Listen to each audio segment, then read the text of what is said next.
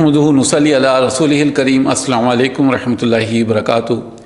English میں جب آپ پلورلس بناتے ہیں یعنی جمع بناتے ہیں تو اس کے آخر میں ایس لگا دیتے ہیں۔ مثال کے طور پہ آپ کہتے ہیں بوائے تو ایک لڑکے کا ذکر ہے، لیکن جب آپ کہتے ہیں بوائز تو بہت سے لڑکے ہو گئے، تو ایس سے آپ نے پہچان لیا کہ یہ پلورل ہے، جمع ہے۔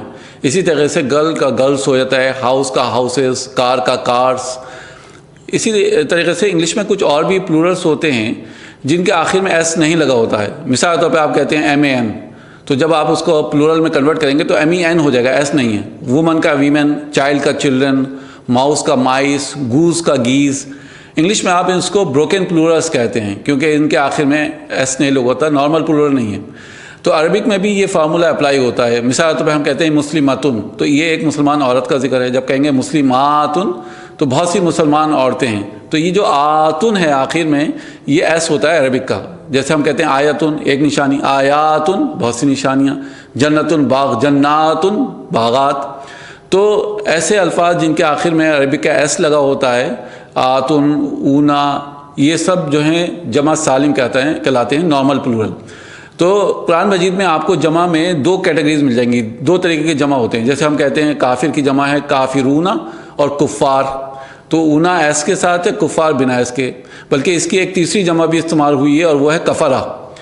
تو جب اونا اور اینا آتا ہے آخر میں، اونا یا آتن، تو جمع ہے۔ جیسے نبی کی جمع نبیونا بھی ہے اور انبیاء بھی ہے۔ تو اس میں ایک نارمل پلورل ہوتا ہے، ایک بروکن پلورل ہوتا ہے۔ اچھا، بروکن پلورل جو ہوتے ہیں وہ بہت مضبوط ہوتے ہیں، زیادہ طاقتور ہوتے ہیں نارمل پلورلس کے مقابلے۔ اب طاقتور سے کیا مراد ہے، انشاءاللہ ابھی اس کو ثابت کریں گے۔ آج ہم نے جو دو لفظ منتخب کیے ہیں وہ ہیں سنبلات اور سنابل۔ سنبلات کی جو آپ ترجمانی دیکھیں گے قرآن مجید میں تو لکھی ہوئی ہے خوشے یعنی بالیاں، اور یہ ایک جمع سالم ہے۔ آپ دیکھ رہے ہیں کہ اس کے آخر میں آت لگا ہوا ہے نا، تو اس کے جب بھی آپ ایس لگا ہوا دیکھیں گے تو آپ کہیں گے یہ نارمل پلورل ہے۔ اچھا، نارمل پلورلس کیا ہوتے ہیں؟ ویک ہوتے ہیں، کمزور ہوتے ہیں۔ دوسرا ورڈ ہے سنابل، یہ جمع مکسر ہے کیونکہ آخر میں اس کے عربک کا ایس نہیں لگا ہوا ہے، تو یہ ایک اسٹرانگ پلورل ہے، مضبوط ہے، زیادہ صحت مند ہے۔ سبع سنبلات خضر، اب یہاں پہ سنبلات کہا گیا ہے یعنی 7 سبز بالیاں، تو یہ ایک ویک پلورل ہے کیونکہ عدد میں یہ 10 سے کم ہے، تو جو 10 سے کم ہوں گے عدد میں وہ ویک پلورلس کہلاتے ہیں۔ جبکہ سورہ بقرہ میں ارشاد ہوا ہے سبع سنابل، سنابل جو ہے یہ بھی 7 بالیاں ہیں، لیکن یہ زیادہ مضبوط ہیں، زیادہ اسٹرانگ ہے کیونکہ یہاں بہت زیادہ بالیوں کا ذکر ہے، یعنی اتنی کہ ان کو گنا بھی نہیں جا سکے۔ اب آئیے دونوں آیتوں کا سیاق و سباق دیکھتے ہیں کہ کس کانٹیکسٹ میں یہ دونوں جمع استعمال ہو رہے ہیں، کیونکہ جب آپ ترجمانی دیکھیں گے تو دونوں جگہ بالیاں لکھا ہوگا۔ سورہ بقرہ میں ارشاد ہوا ہے مثل الذین ینفقون اموالہم فی سبیل اللہ، مثال ان کی جو اپنے مال اللہ کی راہ میں خرچ کرتے ہیں، یعنی اللہ کے دین کے لیے خرچ کرتے ہیں، کمثل حبۃ انبتت، ایسے ہے جیسے ایک دانہ اگایا ہو، سبع سنابل، اور اس سے 7 بالیاں پیدا ہوں، فی کل سنبلۃ مئۃ حبۃ، اور ہر بالی میں 100 دانے ہوں۔ یعنی آپ کا اللہ کی راہ میں خرچ کیا ہوا 1 روپیہ یا $1 یا 1 درہم یا دینار، وہ ملٹیپلائی ہوگا 7 سے۔ واللہ یضاعف لمن یشاء، اللہ جس کو چاہتا ہے کئی گنا زیادہ کر دیتا ہے، سبحان اللہ۔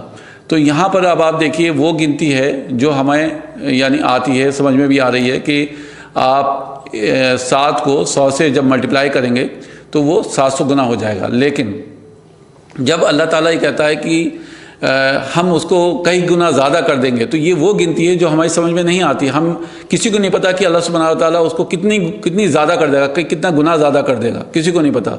تو یہاں پر آپ نوٹ کیجئے کہ ورڈ کون سا ہے، سنابل، وہ لفظ ہے جس کے آخر میں ایس نہیں ہے، عربک ایس نہیں ہے، آتن نہیں ہے یا آتن نہیں ہے، تو یہ ایک مضبوط پلورل ہے، اسٹرانگ پلورل ہے، ایک مضبوط جمع ہے۔ آپ اس کو جمع مکسر اس لیے کہتے ہیں کیونکہ اس کے آخر میں ایس نہیں لگا ہوا ہے۔ تو یہاں پر ذکر ہو رہا ہے 7 گیہوں کی بالیوں کا۔ اب آئیے سورہ یوسف کا کانٹیکسٹ دیکھتے ہیں، وہ سورہ یوسف میں کس سیاق و سباق میں یہ ورڈ استعمال ہو رہا ہے۔ ارشاد ہوا ہے وقال ملک انی ارا، اور بادشاہ نے کہا کہ میں خواب میں دیکھتا ہوں 7 گائیں موٹی تازہ، وہ کھاتی ہیں 7 دبلی پتلی کو، سبع سنبلات خضر و اخری یابسات، اور 7 بالیاں ہیں ہری یا سبز اور دوسری خشک۔ تو اے میرے درباریوں مجھے بتاؤ تعبیر میرے خواب کی، اگر تم لوگ خواب کی تعبیر کر سکتے ہو تو۔ اب یہ بادشاہ کا کہنا تھا۔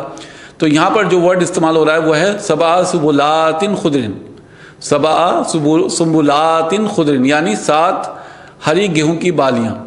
اب یہاں پر ہم دیکھ رہے ہیں کہ سنبلات استعمال ہو رہا ہے، یعنی ایسا جمع جس کو ہم جمع سالم کہتے ہیں، جو کہ ایک کمزور جمع ہے، جس کے عدد جو ہے انگلیوں پر گن سکتے ہیں، کیونکہ اس کے آخر میں ایس لگا ہوا ہے۔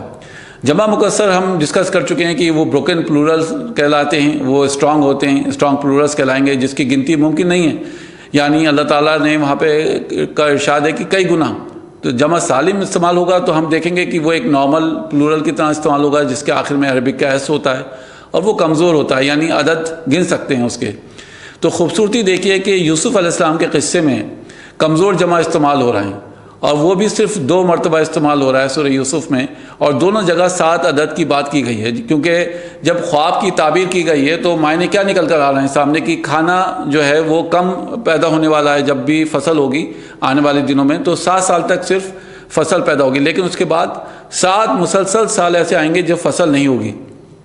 تو کیا ہونے والا ہے کہ غلے کی قلت ہونے والی ہے، کھانے کی کمی پڑنے والی ہے، تو وہاں پہ کوانٹٹی جو ہے بہت لیمیٹڈ ہے، لیمیٹڈ ریسورسز ہیں، ٹھیک ہے، کم پڑنے والا ہے، تو اس لیے وہاں پر لیمیٹڈ کوانٹٹی کے لیے، محدود اناج کے لیے ویک پلورل استعمال ہو رہا ہے، کمزور پلورل استعمال ہو رہا ہے، سبحان اللہ۔ اور دوسری جگہ اللہ سبحانہ و تعالیٰ نے جب کہا ہے کہ تم 1 درہم یا 1 پیسہ یا 1 روپیہ خرچ کرو گے اللہ کی راہ میں تو وہ کئی گنا زیادہ کر دے گا، اتنا کر دے گا کہ اس کو گنا بھی نہیں جا سکے۔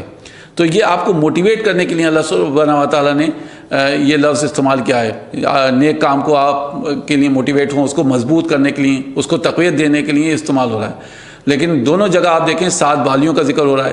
سورہ بقرہ میں جمع مکسر استعمال کر کے اس کو مضبوطی دی گئی ہے۔ کیا ابھی عربک گرامر سیکھے بغیر آپ حکمت تک پہنچ سکتے ہیں، کہہ سکتے ہیں کہ آپ کو معلوم ہو گیا کہ ان دونوں میں کیا فرق ہے؟